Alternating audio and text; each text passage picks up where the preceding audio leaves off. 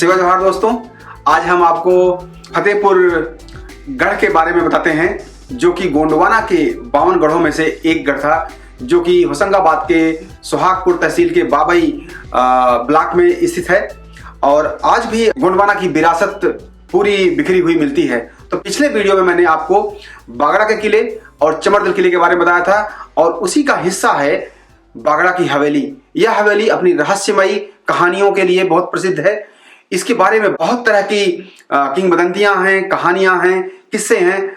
आइए आज हम आपको इस हवेली की हकीकत को बताते हैं और इसके एक एक हिस्से की जानकारी आपको देते हैं। तो आइए आपको पहले हम दिखा देते हैं हवेली की संरचना कैसी है, और अगर आप इसको देख लेंगे तो आपको बेहतर ढंग से वीडियो समझ में आएगा।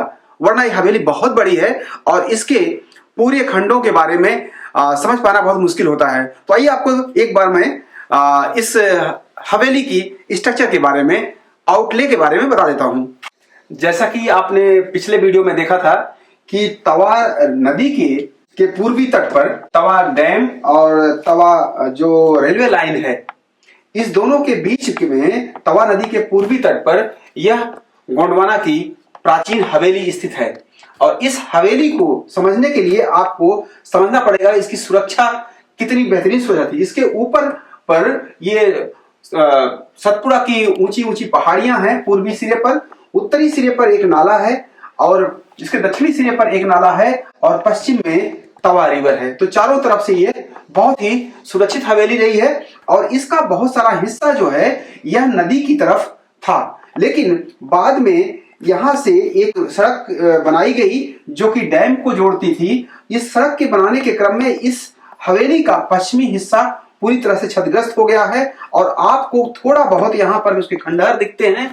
और इसके बाद हवेली के आसपास जंगल है जो बाहर से कुछ दिखता नहीं है।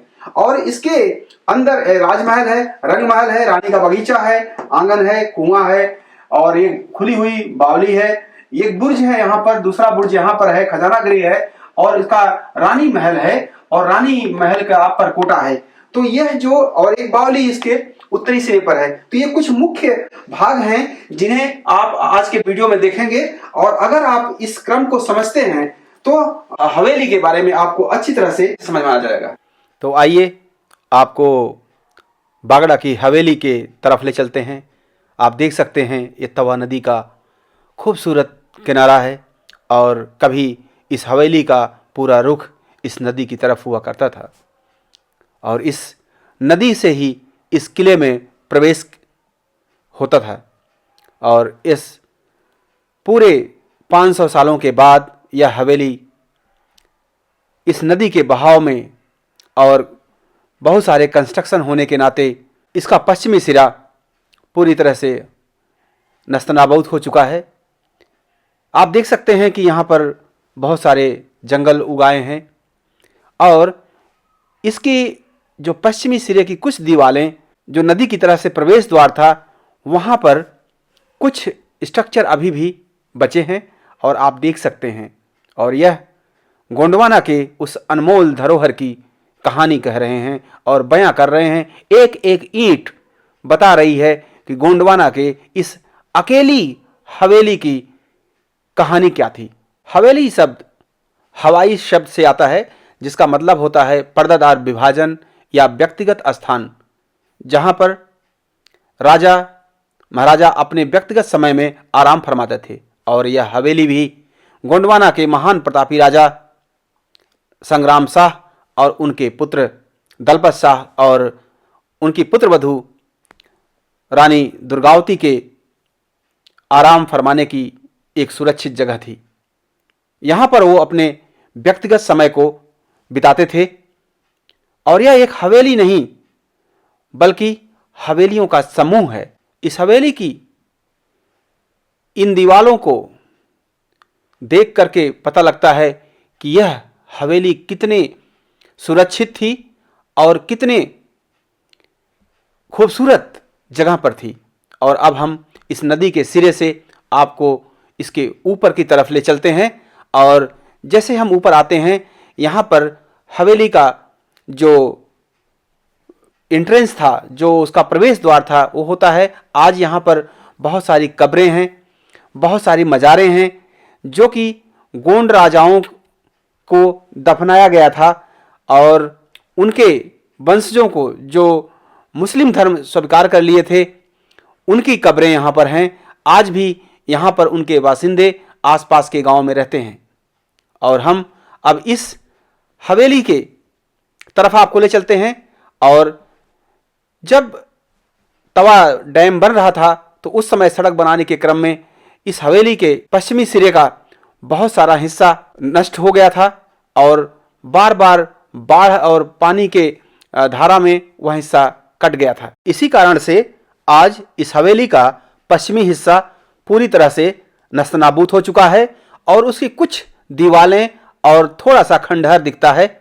और अब हम आपको नदी से होते हुए ऊपर की तरफ आते हैं और उस सड़क को देखते हैं जिसने इस हवेली को दो भागों में बांट दिया है। आप ये सड़क देखिए, यह सड़क इस हवेली के पश्चिमी हिस्से के ऊपर से होकर जाती है और इस सड़क के बनाने के क्रम में ही इस हवेली का पिछला हिस्सा पूरी तरह से नष्ट हो चुका है। और अब हम आपको इस हवेली के ऊपर की तरफ ले चलते हैं। इस सड़क से गुजरते हुए आपको बिल्कुल आभास भी नहीं होगा कि हमारे आसपास कोई बड़ी सी हवेली है। आइए हम इसको देखने की कोशिश करते हैं और आपको इस हवेली की तरफ ले चलते हैं। आप देख रहे हैं जंगल दिख रहा है, आपको कुछ भी नहीं दिख रहा है, लेकिन जैसे ही इस सड़क से मात्र 20 मीटर की दूरी हम अंदर चलते हैं आपको हवेली का पश्चिमी सिरा दिखाई देने लगता है। एक पतला सा रास्ता है, आप देख सकते हैं जो आपके सामने आ रहा है, ये हवेली का पश्चिमी सिरा है और उसकी दीवारें दिखना शुरू हो गई हैं जो कि सड़क बनाने के क्रम में यहाँ पर काफी क्षतिग्रस्त हो गया था और बार बार बरसात के कारण ये और कटता गया। अब आपको हम इस हवेली के अंदर ले चल रहे हैं और आप देख सकते हैं कि हमारे दाहिने हाथ पर ये हवेली का उत्तरी और पश्चिमी हिस्सा दिखाई देने लगा है जो कि अभी सड़क से बिल्कुल दिखाई नहीं दे रहा था। अब यहाँ से आगे बढ़ते हुए आप मेरे बाएं हाथ पे देख सकते हैं कि यह एक ऐसी चीज आ रही है जो कि अभी भी बची हुई है।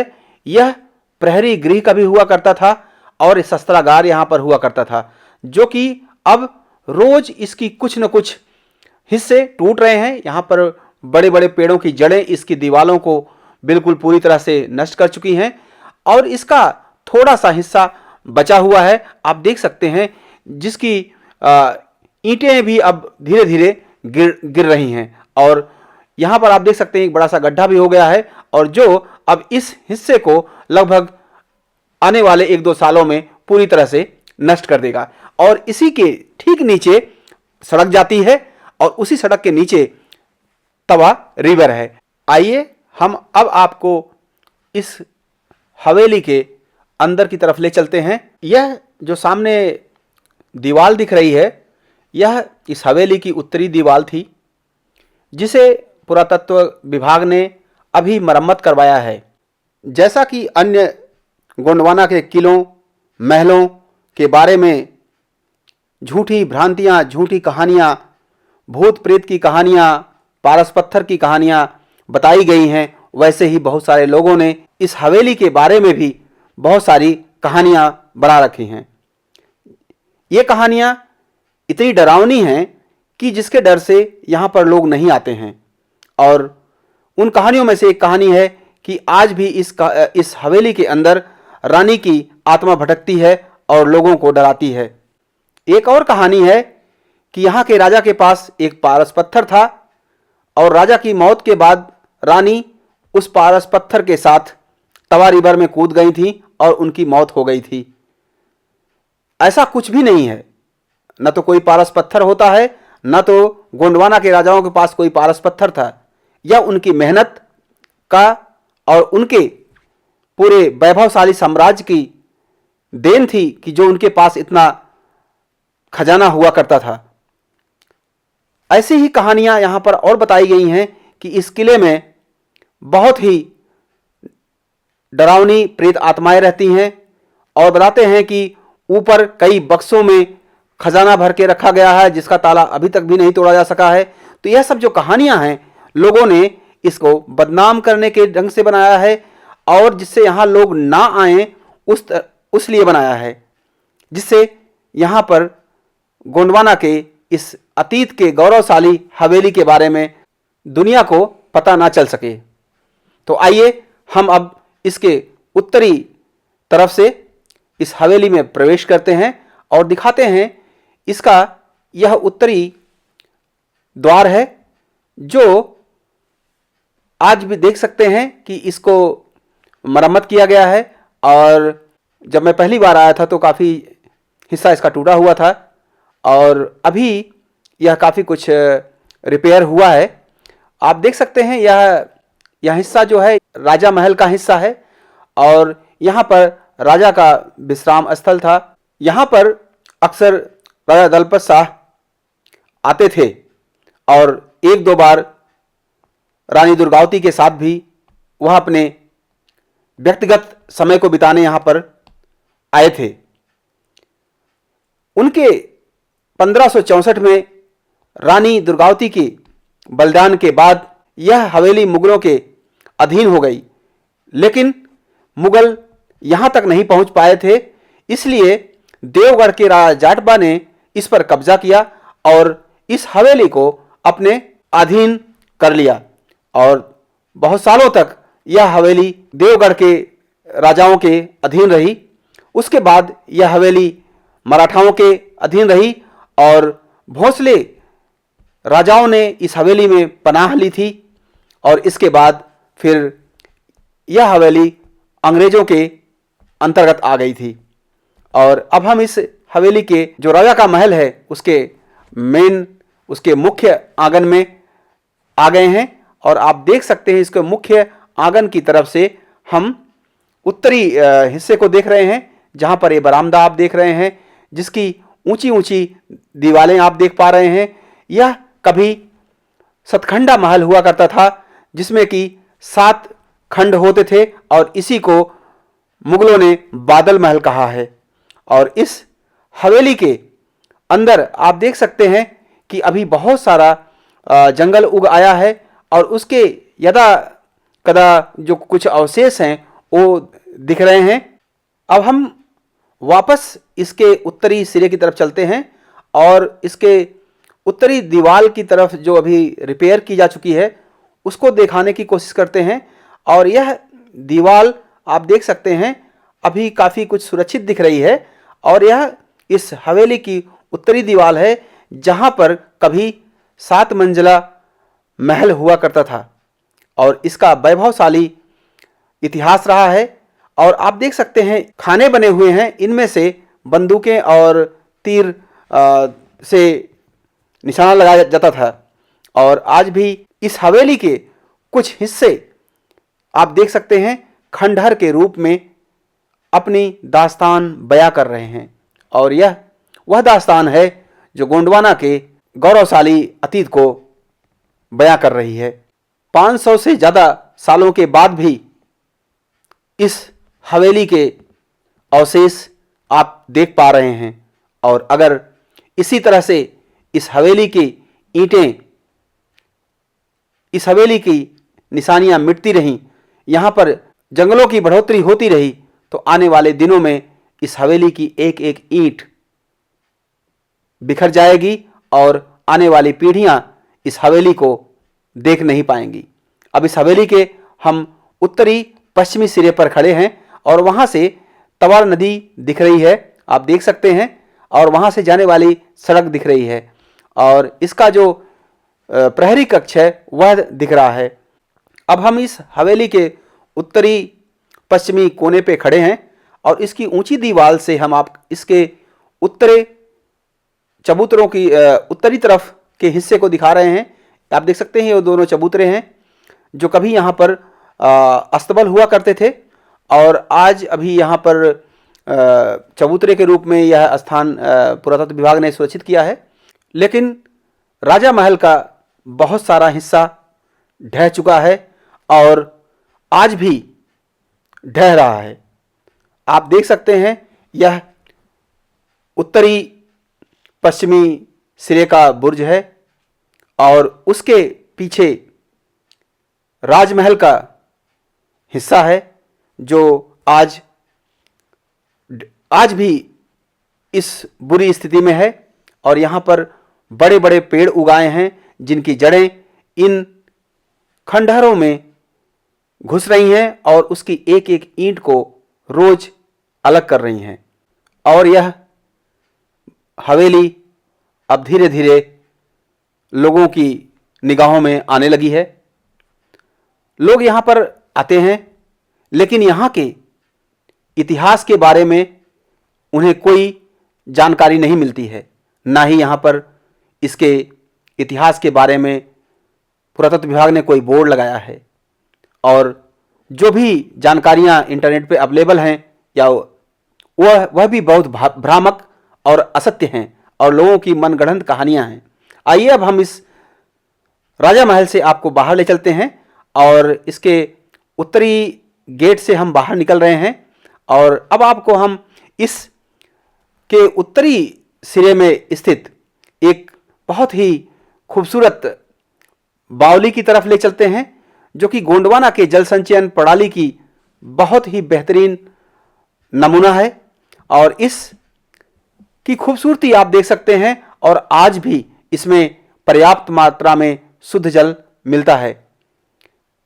चूंकि यह हवेली पूरी तरह से जंगल के बीच में है और चारों तरफ से पेड़ों से घिरी हुई है, इसलिए इसमें बहुत सारे पत्तियां, डालियां, टूटी हुई जो पौधों के डालियां, पत्तियां गिरती रहती हैं, इसीलिए इसका पानी काफ़ी कुछ गंदा हो गया है।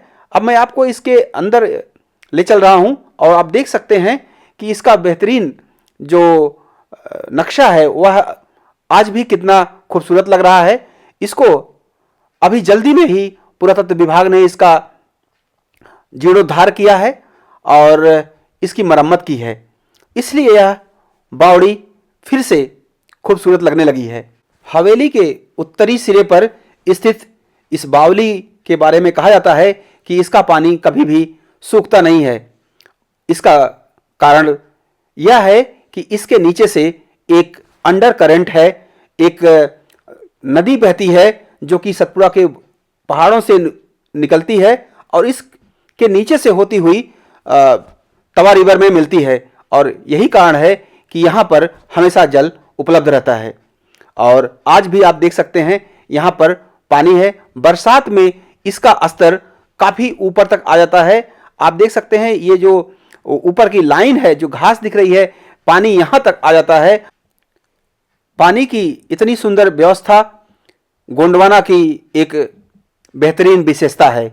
और आप जानते हैं कि गोंडवाना में किले और महलों में, हवेलियों में जल संचय की खूबसूरत प्रणाली का इस्तेमाल होता था और इसीलिए ऊंचे ऊंचे पहाड़ों पर भी कभी भी जल की कमी नहीं पड़ती थी। अब हम इस बावड़ी से निकल करके आपको इस हवेली के एक दूसरे हिस्से में ले चलते हैं, जो कि अपनी खूबसूरत नक्काशी, खूबसूरत संरचना के लिए बहुत मशहूर है।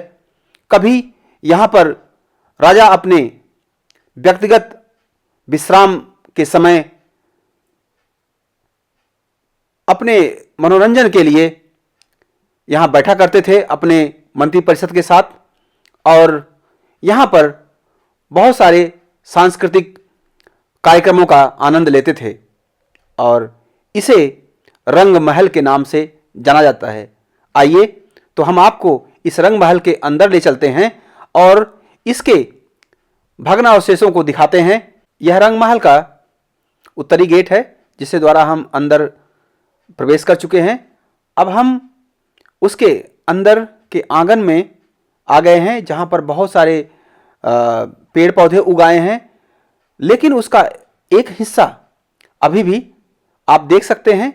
यह रंग महल का पश्चिमी हिस्सा बचा है और उसका आंगन है। इसके आप देख सकते हैं यह कई मंजिला इमारत थी जिस पर राजा रानी ऊपर के मंजिलों पर और नीचे उनके सहयोगी बैठा करते थे।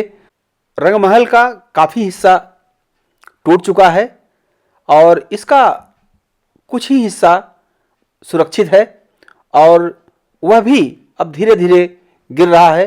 इसकी बहुत सारे मलबे आसपास बिखरे हुए हैं। आप देख सकते हैं यह हिस्सा अभी भी रिपेयर किया जा सकता है, इसकी मरम्मत की जा सकती है और इसको बचाया जा सकता है। और इससे अब हम इसके आंगन को देखते हैं। इसके आंगन में पूरा जंगल बिखरा हुआ है और पूरी तरह से यह ध्वस्त हो चुका है। और अब इसके बगल के आंगन से होते हुए, जो कि कभी रानी का बगीचा के नाम से मशहूर था, यह हिस्सा जिसमें हम चल रहे हैं यह रानी का बगीचा था। और अब उससे होते हुए हम रानी महल की तरफ पहुंच चुके हैं। और रानी महल इस पूरी हवेली का सबसे खूबसूरत और सबसे सुरक्षित स्थान है और जिसके चारों तरफ सुरक्षा का बेहतरीन इंतजाम है। रानी महल की अपनी सुरक्षा थी। रानी महल से जुड़ा हुआ अपना अलग पानी का स्रोत भी था और उसकी एक खूबसूरत सी बावड़ी भी है। और इस रानी महल के पश्चिम में खजाना गृह है जिसकी दीवार आप देख पा रहे हैं और उसके पीछे एक बुर्ज भी है। तो आइए हम आपको इस रानी महल के अंदर ले चलते हैं। आप देख सकते हैं रानी महल का जो हिस्सा है वह चारों तरफ से एक परकोटे के आकार में है और चूंकि यह चौकोर है और इसके चारों तरफ आप देख सकते हैं ऊंची ऊंची दीवारें हैं और उसके बीच में रानी महल है। और जैसे ही हम इसके अंदर घुसते हैं तो यह आपको एक उत्तरी दीवार दिखती है जो रानी के बगीचे और रानी महल के बीच की दीवार है। आप देख सकते हैं इसके ऊपर भी बहुत सारे पौधे उगाए हैं और यहाँ से आप ये जो पेड़ गिरा हुआ देख पा रहे हैं यह कुआं है और यह कहा जाता है कि यहाँ से तवा रिवर में जाने की सुरंग है। और अभी यहाँ पर यह कुआं काफ़ी कुछ इसमें मिट्टी जम गई है, गाद जम गई है जिससे यह भर गया है। और इसके थोड़ा सा पूरब में आप देख सकते हैं ये जो बावड़ी है और यह बावड़ी जस्ट इस रानी महल के सामने ही है। और इस बावली में रानी महल से अंदर ही अंदर प्रवेश किया जा सकता है और यह 3 मंजिला बावली है जिसके बारे में बहुत सारी कहानियां प्रचलित हैं। लोग बताते हैं कि इस बावली के अंदर से ही तवा रिवर में निकलने का सुरक्षित रास्ता था। जब कभी शत्रु या कोई खतरा होता था तो राजा और रानी और उनके विश्वास पात्र लोग इस बावड़ी के अंदर से ही तवा रिवर में निकल जाते थे, वहां से नाव द्वारा निकलकर अपनी सुरक्षा करते थे। आप देख सकते हैं इसके पहले स्तर पे हमारे दाएं और बाएं हाथ पे 2 दरवाजे दिख रहे हैं और फिर उसके नीचे स्तर पर जाने पर आपको बावड़ी का रास्ता दिख रहा है और सामने से जो रास्ता दिख रहा है वह बताते हैं कि वह महल के अन्य हिस्सों में रास्ता जाता है। क्योंकि यहाँ पर काफ़ी अंधेरा है और अंदर जाना खतरे से खाली नहीं है क्योंकि ये बड़ा सुनसान जगह है और यहाँ पर इसके अंदर जंगली जानवर हो सकते हैं और हमारे पास कोई सुरक्षा का उपाय भी नहीं है, इसलिए हम इसके अंदर नहीं जाते हैं। और बताते हैं कि यह जो दरवाजा आपको दिख रहा है यह सीधे रानी महल के अंदर जाता है। रानी स्नान के लिए या यहाँ पर सीधे आती थी। अब मैं इस बावली से निकलकर आपको इस रानी महल के अंदर ले चलता हूँ और उससे पहले मैं आपको एक बार इस रानी महल के जो अवशेष हैं, जो इसका उत्तरी हिस्सा है वो दिखा देते हैं। और यह एंट्रेंस है रानी महल के ऊपर जाने का।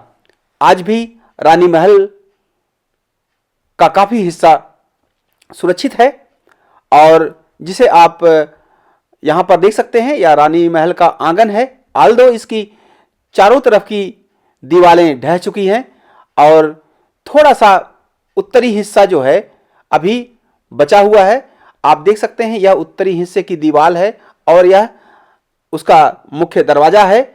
आप देख सकते हैं कितनी खूबसूरत नक्काशी यहाँ पर की गई है, लेकिन दुर्भाग्य से अब यह रानी महल धीरे धीरे अतीत के गर्द में खो रहा है।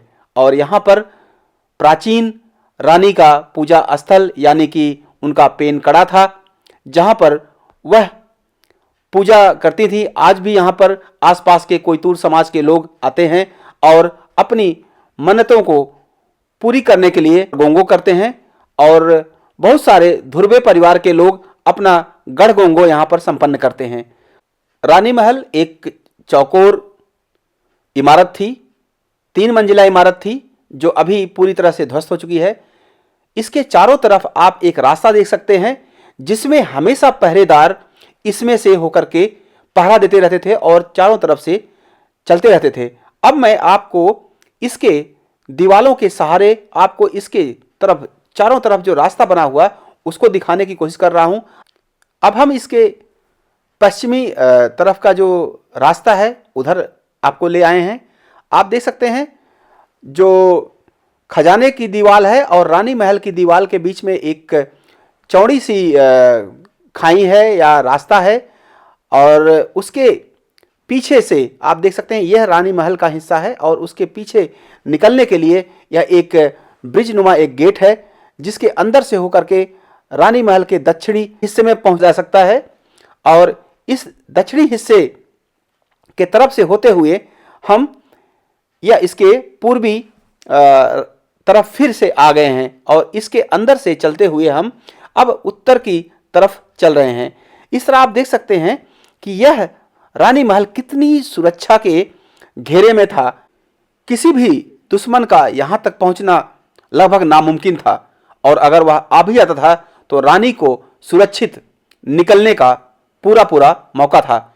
यह रानी महल चारों तरफ से इस हवेली के अन्य भागों से जुड़ा हुआ था और आप देख सकते हैं हमारे दाहिने हाथ पर यह जो दरवाजा है यह पहाड़ों की तरफ निकलता है और जो सतपुड़ा के जंगलों में निकलता है। यहाँ से रानी घोड़े से भी बाहर जा सकती हैं और यह रानी के बगीचे में जाने का रास्ता है। और आप देख सकते हैं फिर से हम पूरा एक चक्कर लगा करके इस रानी महल का फिर से उस बावड़ी के करीब आ चुके हैं और यहाँ से आपको पूरा रानी महल का जो अवशेष है उसको दिखाने की कोशिश करते हैं। आज उसके आंगन में आप देख सकते हैं बड़े बड़े पेड़ उग आए हैं और यह पेड़ आंधियों में गिर जाते हैं और ऐसा ही एक पेड़ अभी गिरा हुआ था और आप देख सकते हैं कि यह बावली जो है वह कितनी मजबूत और कितनी पक्की ईंटों से बनाई गई है। यह बावड़ी अपनी नक्काशी, अपनी मजबूती और अपनी सुरक्षा के कारणों से बहुत ही महत्वपूर्ण है और गोंडवाना के बहुत मशहूर बावड़ियों में से एक है। और आइए हम आपको 3 साल पहले की एक क्लिप दिखाते हैं जिसमें आप देख पाएंगे कि यहाँ पर उतने पेड़ पौधे नहीं थे और यह हवेली बेहतर अवस्था में थी। ऐसा कहा जाता है कि यह रानी का महल जब राजा जाटबा के अधीन आया तो उन्होंने इस रानी महल की एक बार फिर से, आज यह रखरखाव की कमी के कारण बुरे स्थिति में पहुंच चुकी है। कभी गोंडवाना की शान इकलौती हवेली आज समय के थपेड़ों से जूझ रही है और इसकी एक एक ईंट धीरे धीरे गिरती जा रही है। यकीन मानिए 1564 तक जब तक यह गढ़ा के अधीन हुआ करती थी इस हवेली की अपनी एक शान थी। 1580 में राजा जाटवा ने जब इस पर अधिकार किया तो एक बार फिर से इस हवेली की रौनक लौट आई थी और बहुत सालों तक राजा जाटवा यहाँ पर अपने व्यक्तिगत छुट्टियां बिताने के लिए आया करते थे और देवगढ़ की रियासत का काम यहीं से किया करते थे। अंग्रेजों के आने से पहले यह हवेली कुछ दिन तक मुगलों के अधीन रही और इसके बाद कुछ दिन मराठाओं के अधीन भी रही और आज यह हवेली लोगों के संज्ञान में नहीं है या इसके बारे में बहुत कम लोगों को पता है। आपको इस हवेली के बिल्कुल दक्षिण में ले चलते हैं और वहाँ से इसके दक्षिणी दीवार को दिखाते हैं। आप देख सकते हैं यह दक्षिणी दीवार है जो कि सुरक्षा की दृष्टि से बहुत महत्वपूर्ण है। इसमें आप ईंटों की पतली ईंटों की जुड़ाई देख सकते हैं और यह लगभग 3.5 फीट मोटी दीवार है। और इसके पीछे ये अब नाला देख रहे हैं जो पानी का एक स्रोत हुआ करता था पीछे की तरफ से। आप यह बुर्ज देख सकते हैं, यह पक्की ईंटों से बना हुआ बुर्ज है और इसके पीछे से होते हुए हम इसके खजाने की तरफ आ गए हैं। ये खजाने के जहाँ पर खजाना था वो दीवारें हैं और उसके आंगन से होते हुए हम एक और इसके महत्वपूर्ण हिस्से में आ गए हैं, आंगन की तरफ। और आंगन के बगल वाले हिस्से में एक कुआं है और इस कुएं के बारे में बहुत सारे कहानियाँ प्रचलित हैं। लोग बताते हैं कि इसके अंदर बहुत सारा खजाना छुपा कर रखा गया था। उस खजाने को पाने के लिए बहुत सारे लोग इसमें उतरे थे, जिसके कई लोगों की मौत भी हो चुकी थी और इसलिए इस कुएं को अब पाट दिया गया है और इसमें आप देख सकते हैं बहुत बड़े बड़े पेड़ पौधे उग आए हैं। अब हम आंगन और कुएं वाले हिस्से से बिल्कुल दक्षिणी पश्चिमी वाले हिस्से में आपको ले चलते हैं और जहां से दक्षिणी नाला गुजरता है और किले की हवेली की दक्षिणी दीवार टच करती है। और इस दीवार का यह दक्षिणी हिस्सा है जहां से आप जंगल और तवा रिवर को देख सकते हैं। और वहां से हम जब पीछे की तरफ चलते हैं तो यह दीवार जिस पे हम चल रहे हैं, यह दीवार इसकी पश्चिमी बाउंड्री बनाती है। और इसके बगल में ही जो आप देख रहे हैं यह एक बावली है जो खुली बावली हुआ करती थी, जो यहाँ के काम करने वाले लोग उनके लिए यहाँ पर पानी की व्यवस्था हुआ करती थी। और इससे पीछे ही चूँकि नाला है और आप ये दीवार देख सकते हैं और यह दीवार अब पूरी तरह से टूट चुकी है और ये इस दीवार से हम अब पश्चिम की तरफ निकल रहे हैं। और आप देख सकते हैं यहाँ जैसे ही हम इसके दक्षिणी पश्चिमी सिरे से निकलते हैं तो एक बुर्ज दिखाई पड़ रहा है और यह बुर्ज अभी भी काफ़ी सुरक्षित अवस्था में है।